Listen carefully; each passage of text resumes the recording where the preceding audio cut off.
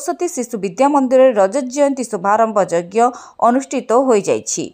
विद्यालयर अभिभाविका मातृभारती शिशु भौणी मानक द्वारा निकटस्थ बैतरणी नदी 108 कलश सहित विद्यालय पहुंची तांको सहित अभिभावक अभिभाविका शुभेच्छु बुद्धिजीवी विद्यालयर आचार्य नूतन और पुरातन परिचालन समितिर सभ्य और सभ्या पूर्वतन छात्र पूर्व आचार्य और आचार्य तुर्मुंगरे थिबा विभिन्न अनुष्ठानर सभ्य सभ्यावृंद घंटा घंटा वाद्य शंख ध्वनि एवं सुसर्जित रथ द्वारा कलश शोभायात्रा सह ग्राम परिक्रमा करथिले। विद्यालयर सभापति प्रदीप कुमार साहू कार्यक्रम को परिचालना करथिले।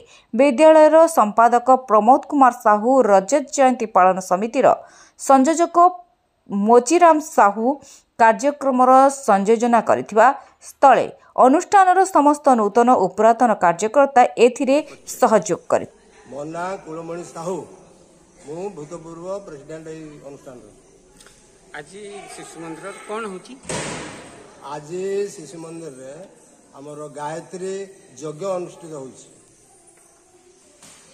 माने कौन पे होची कोन तो? आउ तापर यार मुख्य उद्देश्य होची हमर जुबली 25 वर्ष पूर्ति ए अनुष्ठान रे हबो निकट भविष्य तेणु तापई प्रथम अयम आरंभ।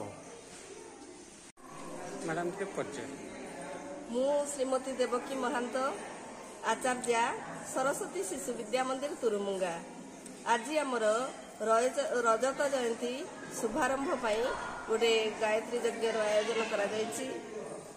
माँ को आशीर्वाद नेला परे आमर विभिन्न प्रकार कार्यक्रम लगी रहिबो।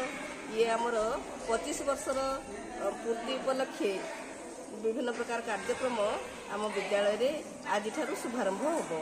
सेतिपई वर्तमान माँ माने कलश शोभा यात्रा रे जाइछंती। माँ माने आसिला परे एठारे गोटे यज्ञ कार्य अनुष्ठान करा जिवो। समस्त माँ माने आहुति देबे एवं एई अनुष्ठान रो मंगल कामना करिवे। एतिकी कहि मु रहुची। भारत माता की जय। समस्त को धन्यवाद। जो रौप्य जयंती बा रजत जयंती पालन एटा शुभारंभ हम या प्रत्येक मास अनुसार तार कार्यक्रम होती तार समापन घटिव।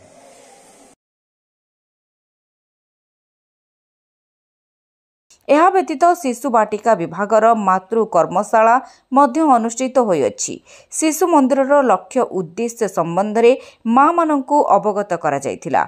यह व्यतीत 5टी कालांश यथा शारीरिक मानसिक भाषा विकास गीत कहानी होइथिला।